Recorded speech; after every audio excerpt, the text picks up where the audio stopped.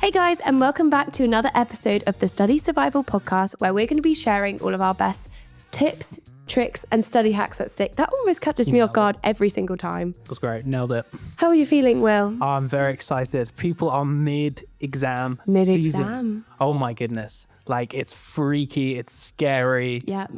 You don't know what's going to happen. Maybe you haven't done exams like this before. Yeah. You've never had this much pressure on you in your life. The stakes are high. Oh my goodness. So we're going to talk about, what are we going to talk about today, Blair? So today we're going to talk a little bit about what it's actually like when you go into that exam room. Maybe a little focus just before about your mindset before you go into the exam. But the main bulk of this podcast episode is going to be about going into your exam. What happens if you get a question you don't know? How long should you leave for checking? What happens if you start panicking?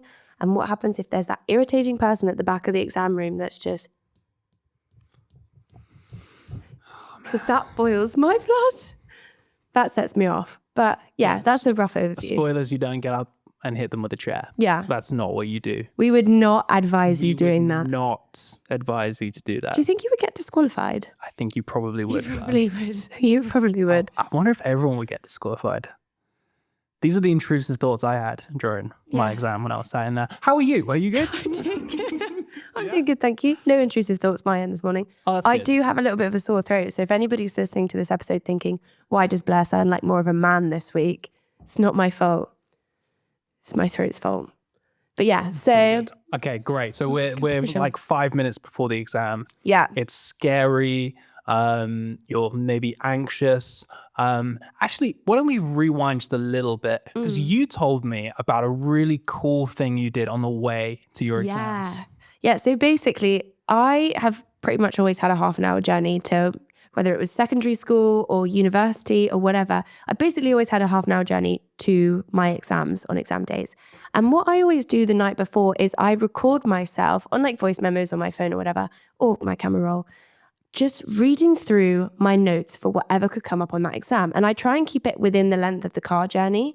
So for example, if I've got an exam on, I don't know, mitosis and whatever, obviously it's wider for your actual GCSE, but I would go through and read every single note and really highlight to myself in this voice note the things that I keep forgetting.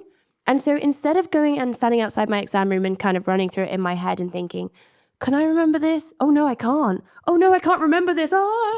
Right before going to sit an important exam, it just means that in the car journey on the way, I can listen to that voice note, have the general overview of everything that could possibly be coming up. I know what to expect. It's giving me a rough reminder. And those areas which I tend to forget are highlighted to me just before the exam. That's awesome. So here's a study hack. Record your notes before the exam so that on the way to your exam, you can listen to it and it's right there in your brain. Yeah. And honestly, that has worked fantastically for me every single time. And you can, if you record it a week before or whatever, you can listen to it on your train to see your friends or whatever. It's just a really useful tool for a different kind of revision than looking at a piece of paper and really trying to study, which personally, I don't like doing before an exam because I think it tires my brain out a bit. I wish I did that. And the fact that you've recorded it, it's almost like a way of listening to your thoughts. Yeah. Because you've been through it. It's how you've written it in a way in which it makes sense to your brain. Exactly. It's not just textbook or my teacher's notes. It is, I have explained it in my own words. If it's a concept, I've got the definition down. It's all how I need the information to be said. That's really great. On the way to one of my exams, I lived like a 10-minute walk from my secondary school, but I was like, I need a bit of extra support here, so I got my dad to give me a lift in, and he pulls up outside of the school, hits the tire on a corner of a curb, the tire explodes, and then he's like panicking, and he's like, okay, bye son, see you later, and I'm freaking out. I'm walking towards the exam hall, and I'm really nervous about my exam. Something crazy has just happened. Like, what do I do to settle and just prepare for the exam? Yeah, fantastic question. So one of the main things I would say to do if you're feeling a little bit panicked right before your exam is the box breathing techniques, which we spoke about briefly last week. But it's basically this idea where you breathe in for 4, hold for 4. Let's do it in real time again. That's about 4. Okay. Oh, it's like, Hold your breath. Okay, breathe in for 4. 1, 2, 3, 4. Hold. 1, 2, 3, 4. Out. 1, 2, 3, 4. Hold. 1, 2, 3, 4. Well done. You can breathe normally again. Thank you. And that is a fantastic way just to regulate your breathing, and also moves the shift and focus from your emotive part of your brain, where all of your emotions, oh, I'm stressed, oh, I'm scared, oh, I'm nervous, whatever. By counting, it's going to pull the focus a little bit to the logical side. So it will take away from some of those panicked feelings, as well as just regulating your breathing. So that's something that's really, really helpful. And if you are somebody like Will, who has something go slightly wrong before an exam, or maybe you speak to a friend who turns around and says, oh, I just found out from so-and-so that this topic's going to most likely be on the test. And you're thinking, crikey, that's the one I revise the least. You know, doing that as a technique just to really ground yourself and just settle yourself back in. Remind yourself that at the end of the day, this isn't an exam where they're trying to catch you out. Your job isn't to be perfect. It's just show what you know, pick up as many marks as you can, and you'll be fine. Another thing that's really, really important is how you talk to yourself. Yeah, your sort of internal monologue. Yeah. So you might be saying, oh no, I'm going to be terrible at this. I don't know anything. I haven't revised. This is going to be awful. And the attitude that you have will mean that you do the exam worse. Yeah. Yeah. If you go in with like, okay, I know this, I've got this. Even if you don't know it, the attitude of, I could probably work this out. Yeah. Make it till you make it. Right. So let's talk about doing the actual exam, because you can see a question and not immediately understand how to do it. And at that point, you've got two options. You either go, I don't know how to do that question. Move on. Yeah. Which sometimes can be good. You can move on and then come back to it later. That's fine. Or you can stick with it and try and figure it out and go, okay, I think I can get there. Like, or what do I know about this topic? And then list out what you know, see if it applies to that question. Just think a little bit more outside of the box, because most difficult questions, like, people can't immediately do them. You have to spend a bit of time figuring it out. 100%. So yeah, it's all about the attitude that you've got as well. You probably can figure it out. Like, you've been studying this for a little while, even if you haven't studied it at all. My English GCSEs. Oh dear. I hadn't read any of the books. I wouldn't recommend doing this. But we're right before the exam, right? So some people might be watching this and they haven't prepared properly for their exams. With English, there's a particular thing you can do that you can't really do with other subjects. Yeah. And you can kind of just make it up in a, how do I best say this? So basically, Will and I were talking before the podcast, and we had to ask ChatGPT for an alternative of a certain word. Yeah. And ChatGPT came up with freestyling with flair. Yeah. And basically what we were saying is, if you're not 100% sure, and it is an essay topic where, you know, it's not a, you've either got the mark or you haven't, it's a longer winded piece of work. If you're not 100% sure on, let's say you're doing Pride and Prejudice and it's, oh, what's this character's interaction with this character? Yes. You've got a rough idea, but do you have this 100% confidence that you could write a whole essay about it? Not really. But if you start with the points you know as the main bits of your structure, and in between you just think, okay, this is kind of related, I'll pop that in. This is kind of related, I'll pop that in. My teacher said this at some point in my lesson 3 weeks ago, chuck that in, and just add the padding. It's almost like an educated guess, but it's coming from a place of some kind of confidence, if that makes sense. Absolutely. Yeah. In English, you can make up what the author meant, and no one can argue with you. Actually, if you make something up that's a bit more out there, the examiner won't have seen that before and will like it. Yeah. So in my exam, right, I'm dyslexic, which I didn't know at the time, so I didn't get any extra time. My handwriting's terrible. I hadn't read any of the books. I just went, actually, Shakespeare meant this. Yeah. And it was different to what we had talked about in the in lessons and stuff. I still got a B. Yeah. Now, bearing in mind, I definitely spelled things wrong, got my punctuation wrong. So I was definitely docked for that. So I did surprisingly well. Yeah. I think because you can, in English, make up what the author meant, as long as you can analyze it well Yeah. and come up with some good support around it. Yeah, as to how you got there. Because if I turned around and said there were dinosaurs in Pride and Prejudice, my marker would be like, no, there wasn't. Why are you lying? Yeah, And Jane Austen was really thinking about the Triceratops. prehistoric, back in the day.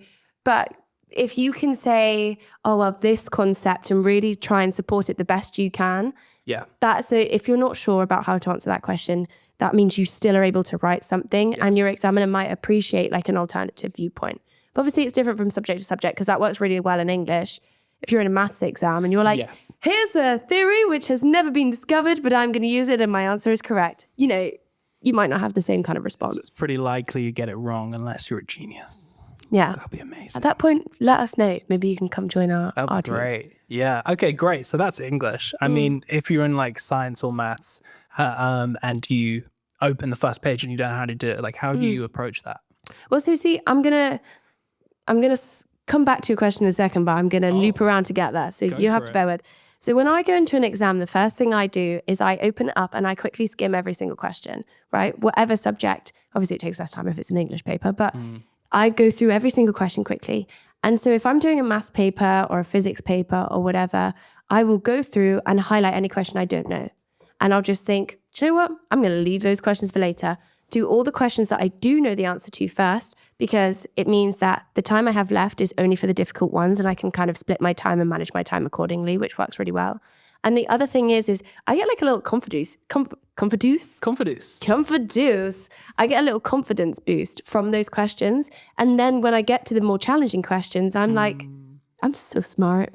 I'm so really intelligent. Great. And so then ultimately, when it comes to those kind of more difficult questions, I do that kind of, I have this kind of headspace of let's be curious, not critical.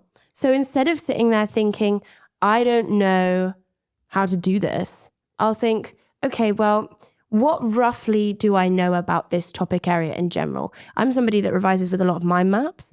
So maybe if it's a specific question about forces in motion, I will try and visualize that mind map in front of me and then think, okay, where was that on the mind map? Okay, I know it was in the top left corner. Can I imagine what the length of the words were there? Like what kind of sizing was the paragraph? And then going through that means that I'm able to kind of figure out, because it's not necessarily a case of what don't you know. You can make it what can you figure out and just take that approach of how can I pull as many things in as possible so at least I can have a really educated guess.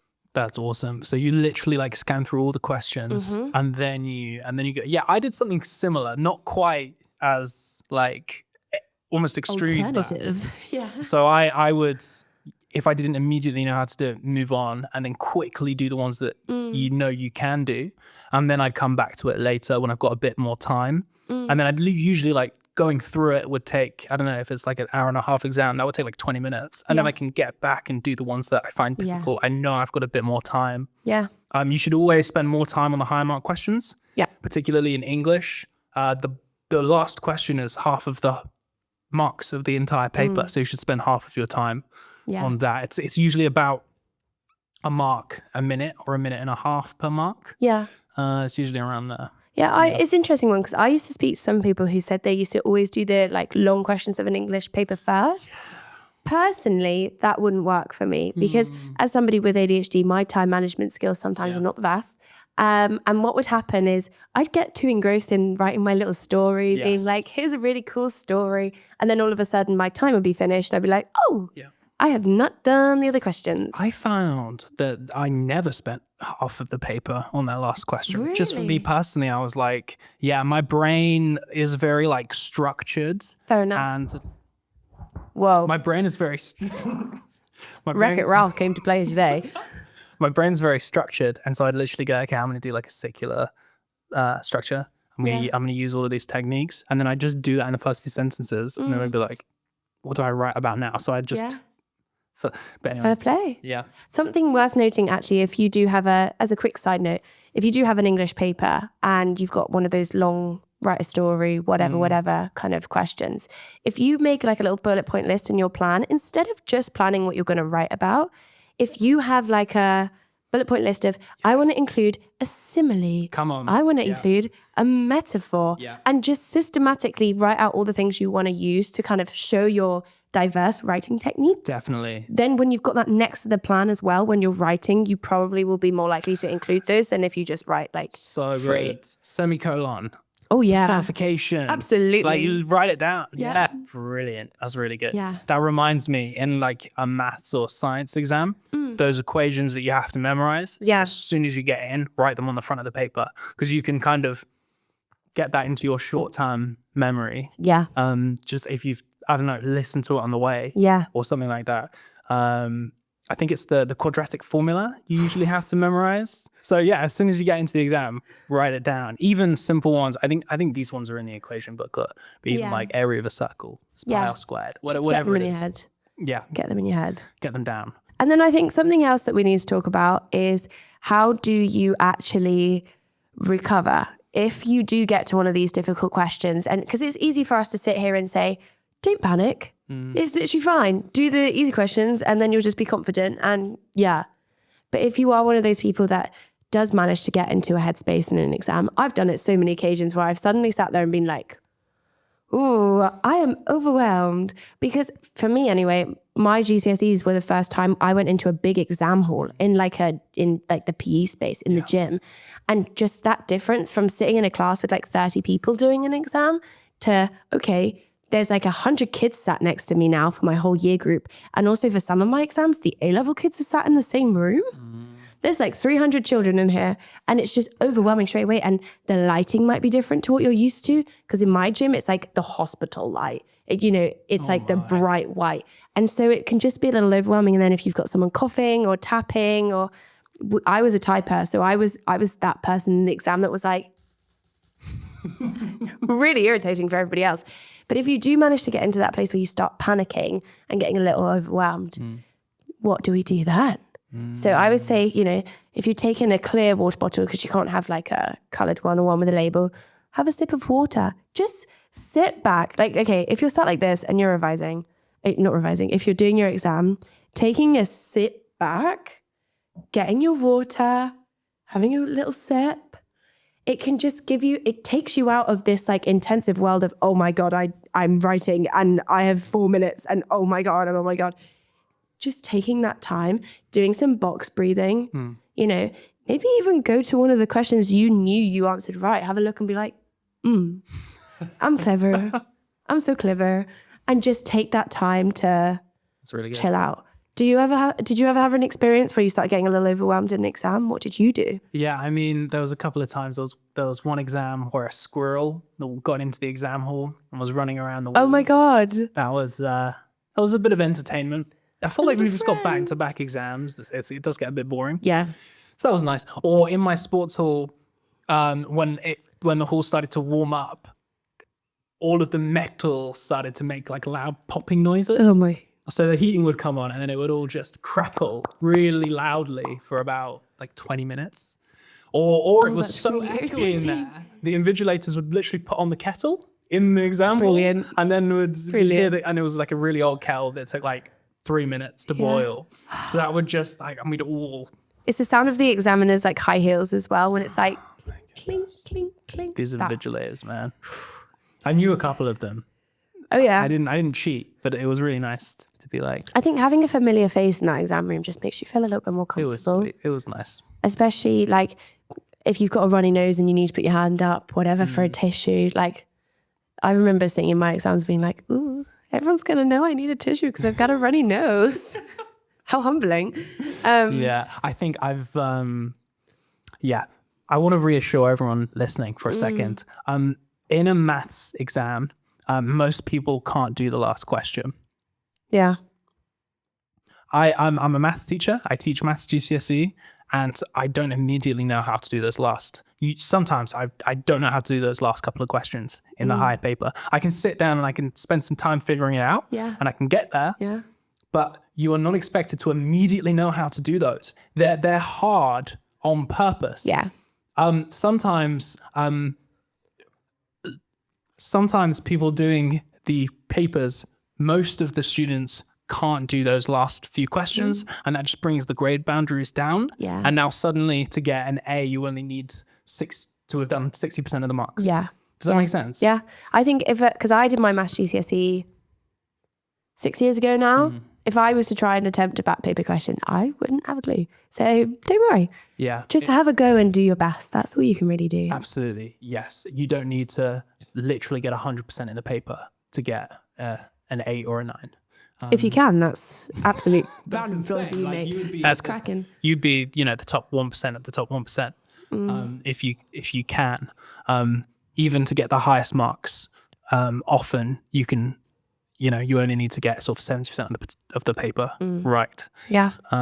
So yeah, don't be too discouraged. Be nice to yourself. Yeah, if you can't do some of those questions. Let's talk about some of the common mistakes that people can make in an exam.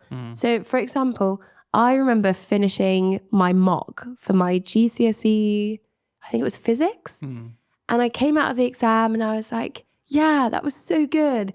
And I spoke to one of my friends and she turned around and said, what did you think of the question on the back page? Sorry? Oh no. Back page?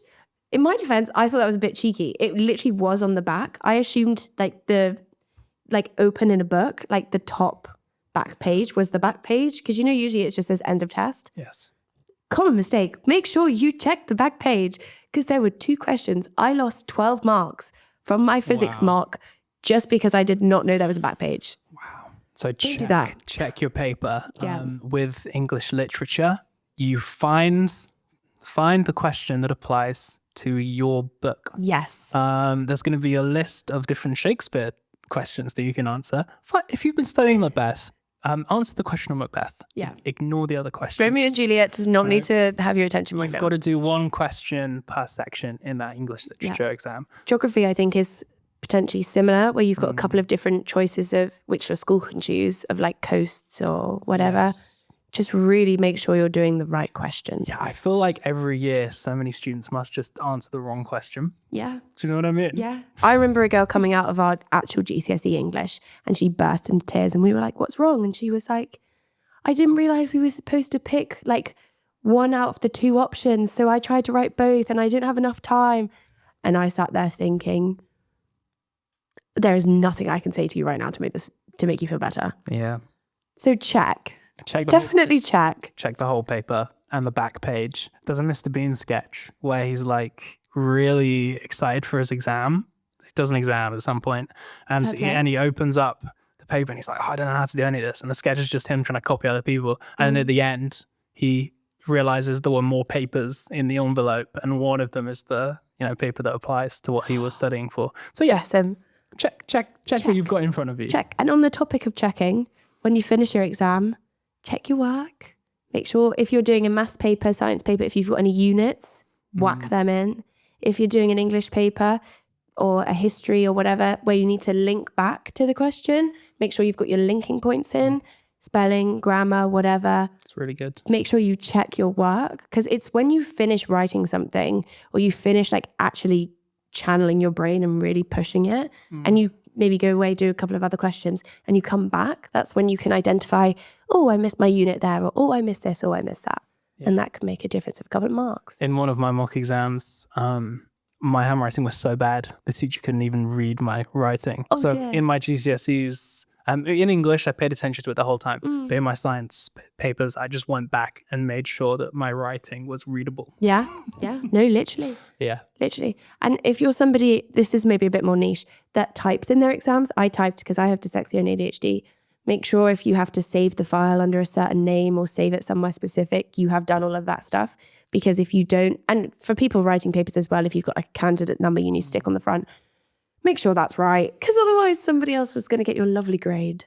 So do that. I think in my A-level exam, I put my GCSE number on instead and I had to go to the exam center.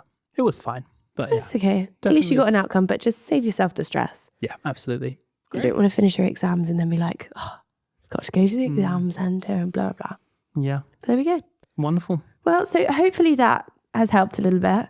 I think the key takeaway that I would leave you guys with this week is just if you do start panicking, do the box breathing, take a sip of water, remind yourself you're an intelligent little cookie. You're a smart little cupcake. You can do it and you will be fine. And when you're an adult and you're 45, nobody's going to care about what you got in your GCSEs. Try your best, shoot for the moon, land upon the stars, all of that stuff. Stay curious, not critical. Don't think what you don't know. Think, what can I figure out? And you will be fine. That's really good. Those are my takeaways. Awesome. We'll leave it there then for this week. We'll see you same time next week. Make sure your post notifications are on, whatever platform you're on. And then you will get to see me and Will's gorgeous faces, or if you're listening, listen to our gorgeous voices. Same time next week. Awesome. And remember, always stick, trick, study hacks, and sticks. That's our catchphrase, right? Yeah. Great. Tips, tricks, and study hacks that stick. That's it. But we'll see you next week. Bye.